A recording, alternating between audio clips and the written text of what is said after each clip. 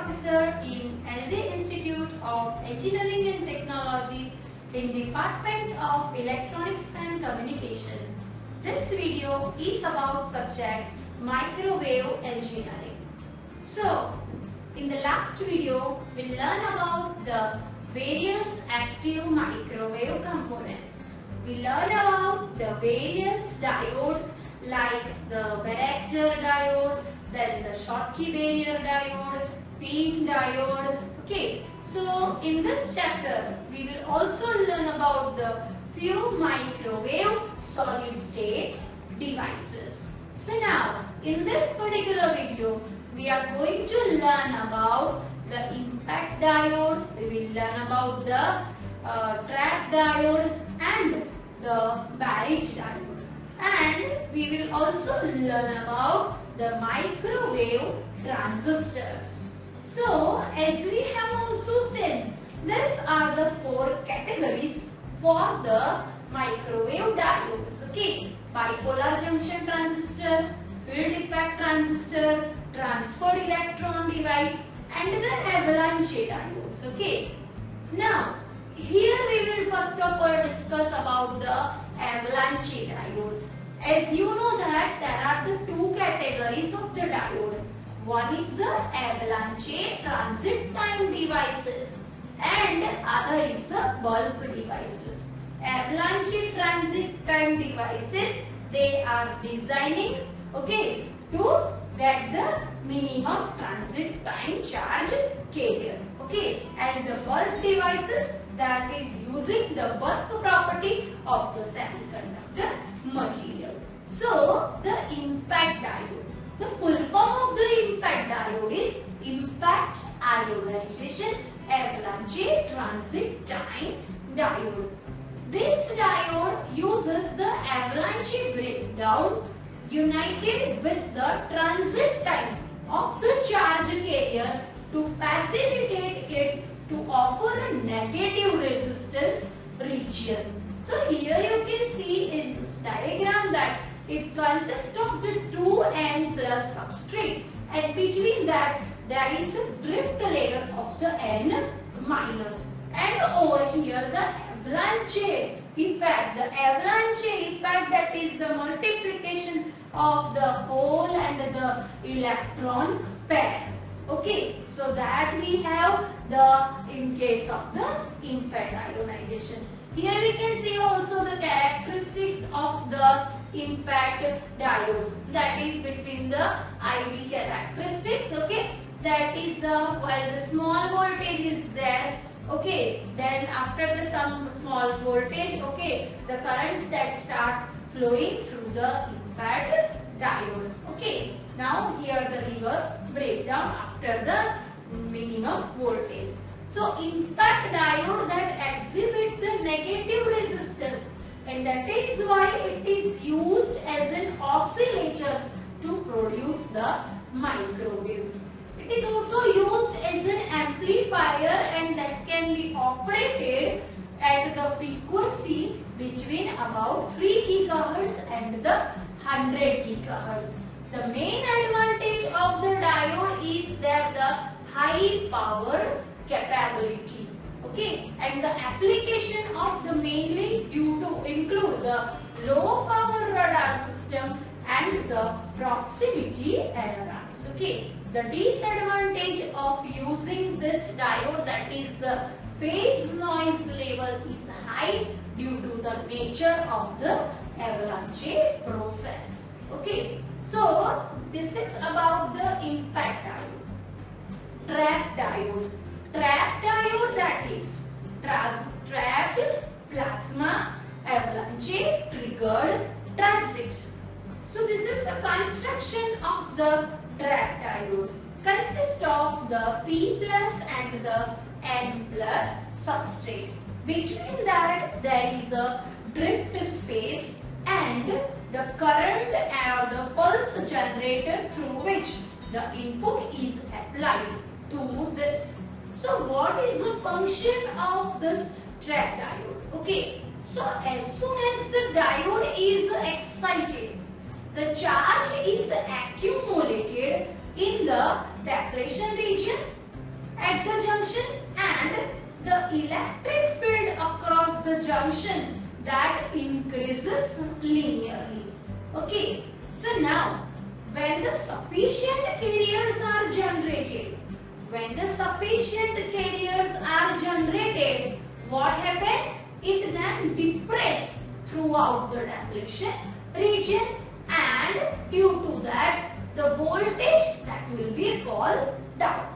Now during this particular interval, there is a formation of the plasma would takes place, and the voltage and current that continually decreases to the residual value, and the plasma is extracted from the particular region, and the residual charge is removed, and the voltage increases, okay, further, and the diode that charges again. So this way the trapped plasma avalanche triggered transit diode that works. Now here is the characteristics of the trapped diode. Okay, now here the point which are shown, for which the diode that charges, okay, then after it decreases, then the constant region we are getting, in which the constant voltage we have, okay, after the fully charging. Okay, so this is the characteristics of the trapped diode. Okay, so here the characteristics versus the voltage and the current with respect to the time. So these are the waveforms is shown. Okay, so that the point A, okay, now point A, this is the starting time, fine. Now after that what happened? That is the voltage is applied, okay, and the charging, okay, of the junctional capacitance. So AB, that is the point, that is the charging of the junctional capacitance. BC, that is the electron hole plasma formation by depressed field. DE, that is the plasma extraction. EF, that is the plasma, the residual extraction. And FG, that is the charging of the diode, okay, and the GA is the constant voltage after the fully charging.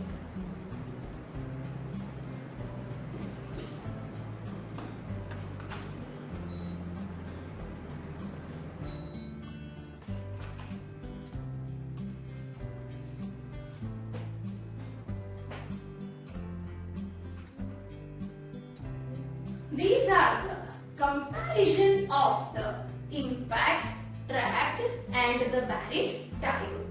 Full form of the impact diode, that is impact ionization avalanche transit time. Trapped diode is trapped plasma avalanche triggered transit. Buried diode is a barrier injection transit time. Operating frequency range for the impact diode is 4 GHz to 200 GHz. Trapped diode is 1 to 3 GHz. And for the buried diode, it's a 4 GHz to 8 GHz. Okay. Output power for the impact diode is 1 volt continuous wave and greater than 400 volt pulse output. For the trapped diode, 250 volt at 3 GHz and 550 volt at 1 GHz.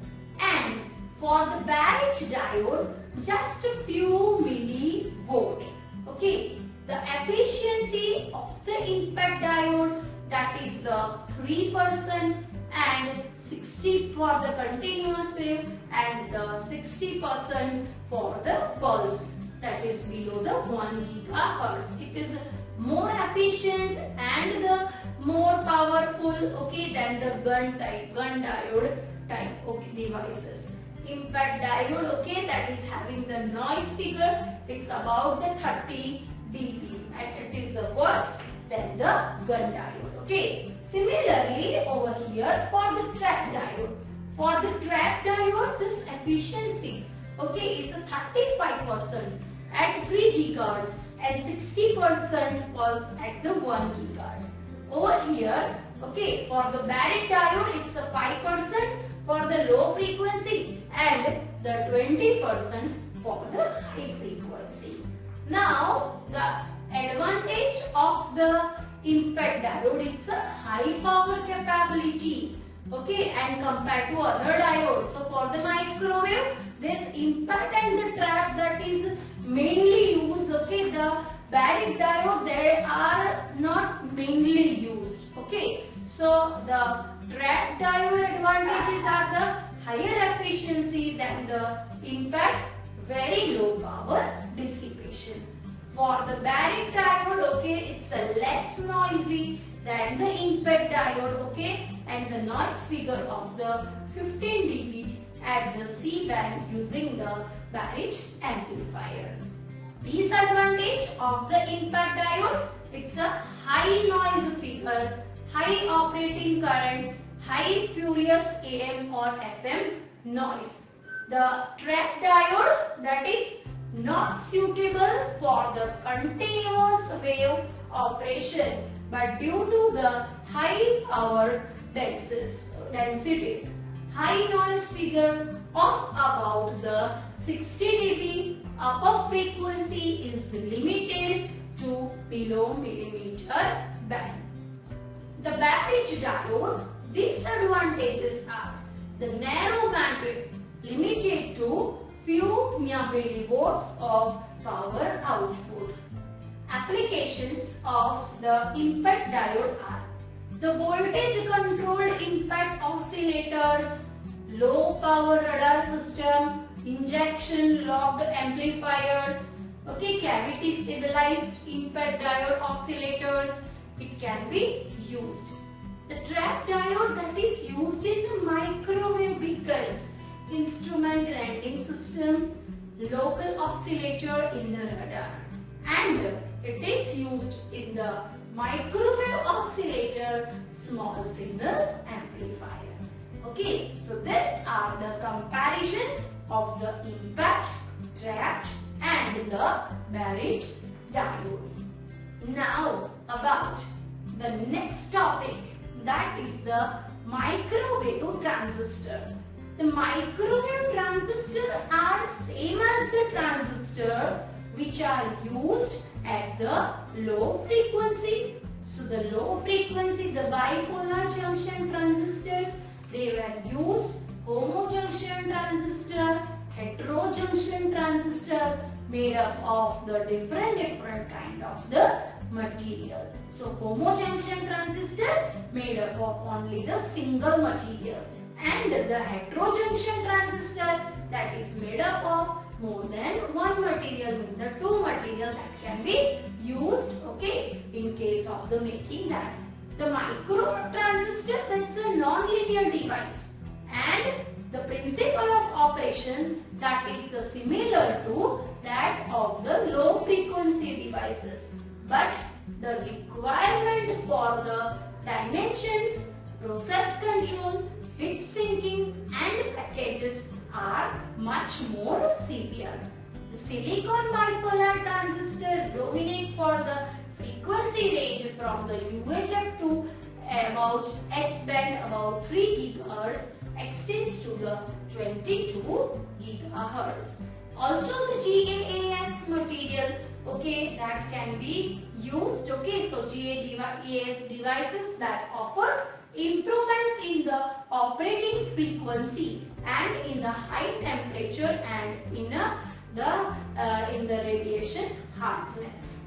So the microwave transistors, that the advantage of using the silicon bipolar transistor, that are inexpensive, durable, integrative, it offers the high gain, okay, higher than available with the competing field effectiveness, moderate noise figure in RF amplifiers, noise characteristics 10 to 20 dB superior to GaAs max square. silicon bipolar transistor dominate in the amplifier and local oscillator for the lower microwave frequency. So these are the various advantages of the microwave transistors. Okay, these all microwave transistors that are the planar devices. Okay, and the planar devices that are having the three different kind of the geometry. They may be interdigited, they may be overlay, they may be in the matrix form. So here you can see in the diagram that is about three different the geometry, okay, of the particular transistor. So they are the integrated in the diagram A you can see, in the second figure overlay, and in the third figure it is in the matrix form. So for the high frequency applications, the NPN structure is preferred because the electron mobility, it is the higher than the hole. So that is why this NPN structure is used. For the power frequency limitations, the limiting velocity of the carriers in the semiconductors, okay, and the maximum field attainable in the semiconductors without the onset of the avalanche multiplication. Okay. Now there are the two types of the transistor. Okay. So heterojunction, bipolar junction transistor. The junction transistor, this transistor junction is formed by two different material. One is the GE and GaAs. So the two different material is used to form the transistor junction. This is referred to as a heterojunction bipolar junction transistor. So GE and GaAs, they are the two materials commonly used for the heterojunction structure, and because of that the lattice constant match. So here you can see that the P type of the material, okay, that is the GaAs, and substrate using the GE, okay, and here the between the 2N, that is a P, okay, so it is the GaAs, okay. So this way the heterojunction bipolar junction transistor that is made using the GE and the GaAs. So now when the NGE and the PGaAs, they are isolated, their Fermi energy levels are not aligned. Okay, so now here you can see that in the diagram, okay, that there is a vacuum level. It is what? This is the P type, okay, that is the GaAs, and over here that is the NGE. So when the NGE and the PGaAs, they are isolated, okay, their Fermi levels are not aligned. Here you can see that the lines are not aligned. There is a misalignment is there, okay, so that due to that the transferring of the electron that could not possible easily. So when the two semiconductors materials are joined together, okay, then what happened? That Fermi levels are aligned, okay, and the energy bands are depleted at the junction. The electron current from the NGE to PGaS is very small, and because of that the large potential barrier across the junction. So now other way the things can be the vice versa, that is the whole current from the PGaS side to the NGE side is dominant because of the low potential barrier. So here you can see that due to this it can be used for the fast switching speed compared to the homogeneous BJT.